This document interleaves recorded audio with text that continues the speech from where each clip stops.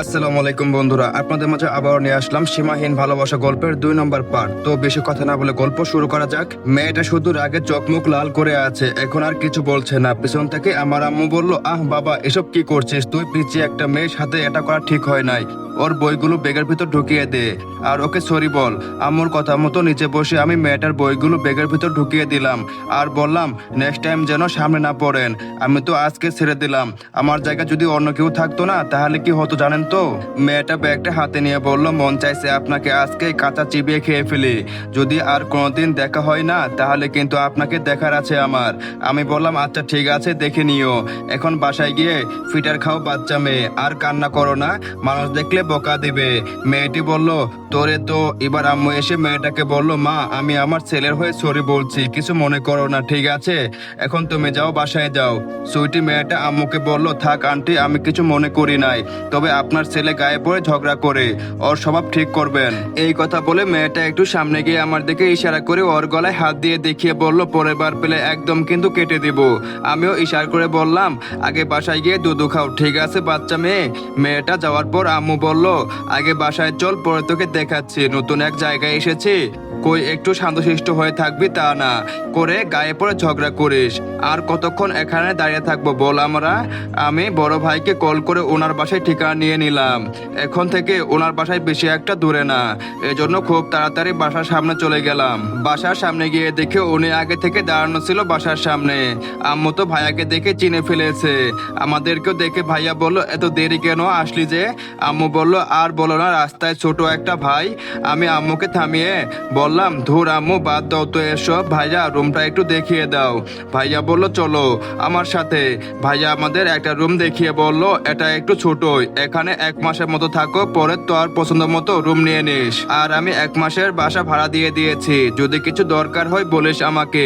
আর কালকে সকালে আমার সাথে এক জায়গায় যাবি, এখন যা যা দরকার আছে সবকিছু গুছিয়ে নিবি। বড় ভাই যাওয়ার পর আম্মু বলল, বাবা রুমটা কেমন যেন ছোট হয়ে গেল না? আমি বললাম, দেখি সামনের মাসে বড় রুম নিব, চিন্তা করো না। আমি বাসা থেকে বের হয়ে বাজারের উদ্দেশ্যে রওনা দিলাম। আমার হাতের ফোনটা বিক্রি করে দিলাম। নতুন শহরে আসছি, হাতে 1 টাকাও নাই, কি করব কিছু বুঝতে পারছি না। দেখি ভাইয়াকে বলে যদি কোনো একটা কাজ পেয়ে যায় তাহলে খুব ভালো হতো। বাজার করে বাসায় যাওয়ার পর আম্মু বলল, তোর খালা ফোন দিচ্ছে, কি করব বলো? আমি কল কেটে দিয়েছি। আমি বললাম, দেখো আম্মু, আমি এখন বিয়ে করতে পারবো না, তুমি সরাসরি না বলে দাও। আম্মু বলল, কেন, বিয়ে করে নে, মেয়েটা তো ভালোই আছে। আমি বললাম, মেয়েটা ভালো আছে না তাই তো বলছো? বিয়ের পর এসে যদি আমাকে বলে যে আমি আমার মা আর বোনের সাথে আলাদা হয়ে যায়, তখন কি হবে তোমাদের? এর জন্য বলছি, এত বেশি বেশি বোঝো না। আমার কথা শুনে আমার আম্মু কিছুক্ষণ আমার দিকে তাকিয়ে রইলো। এর মাঝে আবার খালা কল দিল। আমি আম্মুকে বললাম, কল রিসিভ করো আম্মু, সমস্যা নেই, আর একটা কথা বলবে যে আমরা শহরে চলে আসছি, ঠিকানা কিন্তু একদম দিবে না, ঠিক আছে? আম্মু ফোন রিসিভ করে কথা বলতে লাগলো। আমি দাঁড়িয়ে দাঁড়িয়ে আম্মুর কথা শুনছি। আম্মু ফোনটা আমার দিকে এগিয়ে দিয়ে বলল, নে তুই কথা বল। আমি ফোনটা নিয়ে বললাম, খালা আম্মা কেমন আছেন? খালা আম্মা বলল, আছে তো ভালোই, কিন্তু বাবা তুমি কাজটা কিন্তু ঠিক করো নাই, বলছো তুমি বাসায় যাবে আর এখন? আমি বললাম, আমি বাসায় যাব না, কোথাও যাব সেটা আমি আপনাকে বলে যাব, কিন্তু আমার উপর আপনি এভাবে কোনো কিছু চাপিয়ে দিতে পারেন না। আমি আগে প্রতিষ্ঠিত হব, পরে বিয়ের চিন্তা। খালা আম্মা বলল, বাবা আমি তো তোমার আম্মুর মতোই, আমার কথা। আমি বললাম, আম্মুর মতো বলবেন না, আর আপনাদের সাথে তো আমার কোনো সম্পর্ক নেই। আমরা যখন ছোট ছিলাম তখন তো একদিন এসে আমাদের খোঁজ খবর নেন নাই। এখন আপনাদের সাথে আমাদের কিসের সম্পর্ক? কোনো সম্পর্ক নাই আমাদের সাথে। আমার আত্মীয় স্বজনের সাথে সম্পর্ক ছিন্ন করা পাপ বলে শুধু কথা বলে, নইলে তো কোনোদিনই নয়। খালা বলল, আমার সাথে এভাবে কথা বলতে পারলে বাবা? আমি বললাম, এভাবে কথা বলতে চাই না, আপনি আমাকে জোর করেছেন বলে এভাবে কথা বলছি। ফারিয়া বলল, নিজেকে খুব হ্যান্ডসাম সপুরুষ ভাবেন তাই না? আমি বললাম, আরে ফারিয়া তুমি কেমন আছো বলো। ফারিয়া বলল, রাখেন আপনি আপনার কথা, শালা তুই আমার আম্মুর সাথে এভাবে কথা বললি কেন, কুত্তার বাচ্চা? আরো কত যে গালাগালি। ফারিয়া সেগুলো আর বললাম না। আমি সবকিছু শুনে বললাম, গালি দেওয়া হয়ে থাকলে ফোনটা রাখি। আর আমি আগে থেকে আন্দাজ করে নিয়েছিলাম যে তুমি কতটা ফালতু মেয়ে। আমার ভাগ্য ভালো ছিল যে আম্মুর কথা শুনে তোমাকে বিয়ে করি নাই। তোমার মতো মেয়েকে বিয়ে করতে পারে ঠিক আছে, কিন্তু বিয়ের পর সুখী হতে পারবে না। তোদের সাথে আমাদের কোনো সম্পর্ক নাই। আর কল দিবি না, আমাদের ফোন রাখ। এই কথা বলে আমি কল কেটে দিলাম। আম্মু আমার মুখের দিকে তাকিয়েছিল। আমি হাসি দিয়ে বললাম, দেখছো তো এখন তুমি তোমার বোনের মেয়েকে কেন যে আমি ওকে বিয়ে করতে চাই না। আমি আম্মুর ফোন থেকে সিমটা বের করে ভেঙে ফেললাম আর বললাম, নতুন সিম আমি কিনে এনে দেব, আর পুরাতন কারোর হাতে কথা বলতে হবে না। আমি বিছানায় বসে চিন্তা করছি কি করব। তখন আমার ছোট বোন বলল, ভাইয়া ফোনটা একটু দিবি, একটা ক্লাস করতাম। আমি হাসি দিয়ে বললাম, ফোন বিক্রি করে দিয়েছি, কি করব বল, হাতে 1 টাকাও নাই। দেখি যদি ভালো কাজ কাম পাই পরে একটা ফোন কিনে দেব। ছোট বোন মাহি আমাকে জড়িয়ে ধরে কান্না করতে করতে বলছে, আমাদের জন্য আর কত করবি ভাইয়া, এখন তুই একটা বিয়ে করে নি, আমাদের কথা আর তোর চিন্তা করতে হবে না। আমি বললাম, সারা জীবন আম্মু আমাদের জন্য কত কিছু করেছে, আর এগুলো কিছু না। তবে তোর কাছে আমার একটা অনুরোধ, একটু হাসি খুশি থাকিস সব সময়। এভাবে চুপ থাকলে আমার ভালো লাগে না। যা চাস তোকে তাই দেই। আমার কাছে টাকা আছে কিনা সেটা তো আমি দেখি না, দরকার হলে নিজের শরীরে রক্ত বিক্রি করব। বোন বলল, প্লিজ ভাইয়া আর কিছু বলিস না, আমার খারাপ লাগে। আমি বললাম, আচ্ছা এখন গিয়ে আম্মুর কাছে সাহায্য কর না, এখানে চুপচাপ বসে থাকিস না। মাহি চোখের পানি মুছে বলল, আচ্ছা ঠিক আছে ভাইয়া। রাতে বড় ভাই হোটেল থেকে খাবার আনিয়ে দিল। যাই হোক, উনি আছে বলে আমি একটু ভালো সুযোগ সুবিধা পাচ্ছি। সকালে বড় ভাই আমাকে সবকিছু ঘুরিয়ে ঘুরে দেখতে লাগলো। ভাইয়া নাকি আজকে বিকালে চলে যাবে, এজন্য আমাকে সবকিছু বলে যাচ্ছেন। বিকালে ভাইয়া যাওয়ার আগে আমার হাতে একটা ঠিকানা দিয়ে বলল, ওইখানে গিয়ে আমার নাম বলবি, ঠিক আছে? আর বলবি আমাকে পাঠিয়েছে টিউশনি করানোর জন্য। আর বলবি আজ থেকে আমি আপনার মেয়েকে টিউশনি করাবো, বর্তমানে একটা করো, পরে তুই খুঁজে নিস। বড় ভাইয়াকে জড়িয়ে ধরে ধন্যবাদ দিলাম। যাক ভালোই হলো, রুম ভাড়াটা ম্যানেজ করতে পারবো বলে মনে হচ্ছে। ভাইয়া দরজায় তালা লাগিয়ে দেশের বাইরে উদ্দেশ্যে চলে গেল। আমি বড় ভাইয়ের দেওয়া ঠিকানা অনুযায়ী চলে গেলাম। বাসার সামনে গিয়ে কলিং বেল দিতে আঙ্কেল এসে দরজা খুলে দিল। ওনার চোখে চশমা দেখে আমি বুঝে গেছি এই বাসার মালিক উনি। আমাকে দেখে আঙ্কেল বলল, তা বাবা কি চাই এখানে? আমি আমার বড় ভাইয়ের নাম বলে বললাম, ভাইয়া আমাকে এখানে পাঠিয়েছে টিউশনি পড়ানোর জন্য। আমার কথা শুনে আঙ্কেল বলল, ওকে। আমি বলছিলাম, আচ্ছা ঠিক আছে, ভিতরে এসে বসো, তোমার সাথে আমার কথা আছে।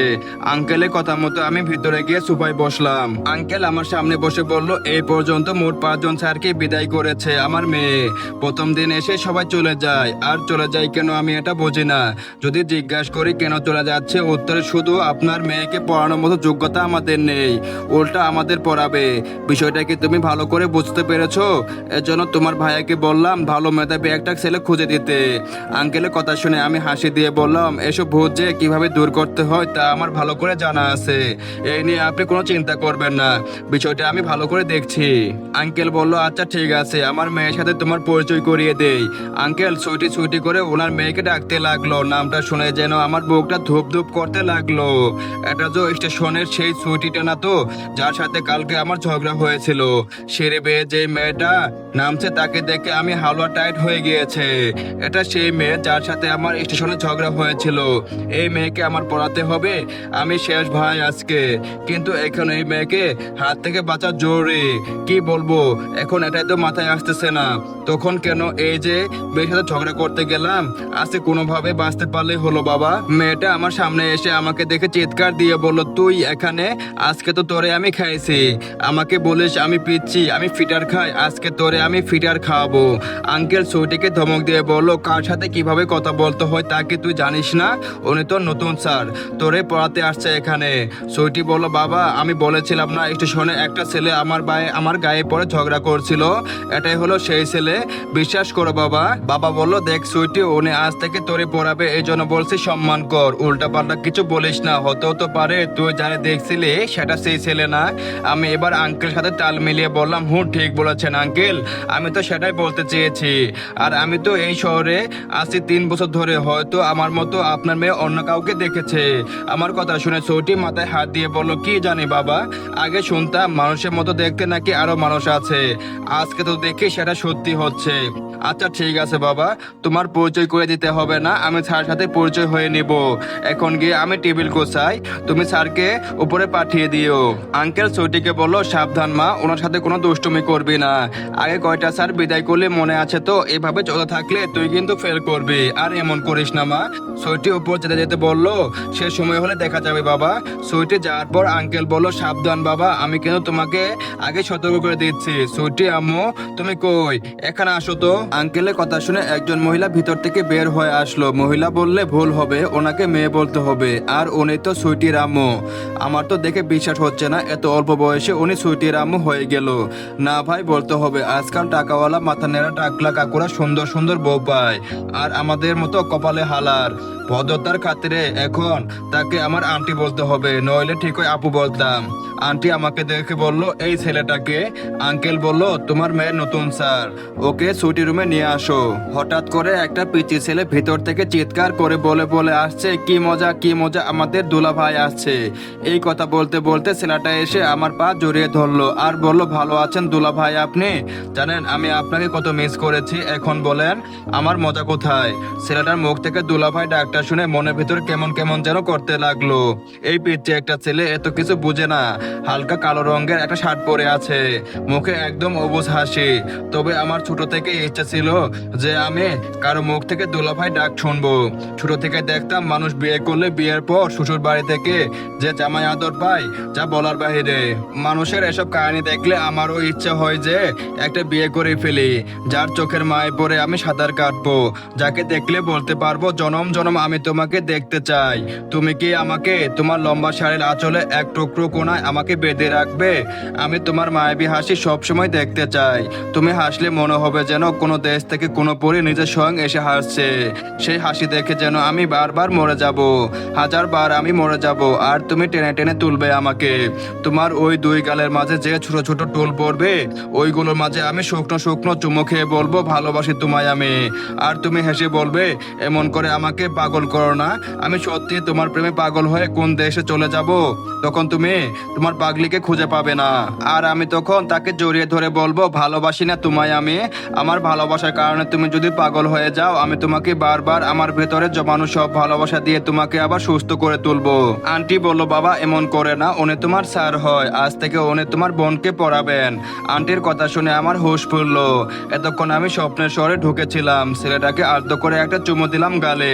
ছেলেটা আমার দিকে তাকিয়ে আবার বলল দেখছো আম্মু, আমার দুলাভাই কত ভালো, আমাকে চুমু দিয়েছে। তুমি প্রতিদিন বাবাকে চুমু দাও কিন্তু আমাকে দাও না।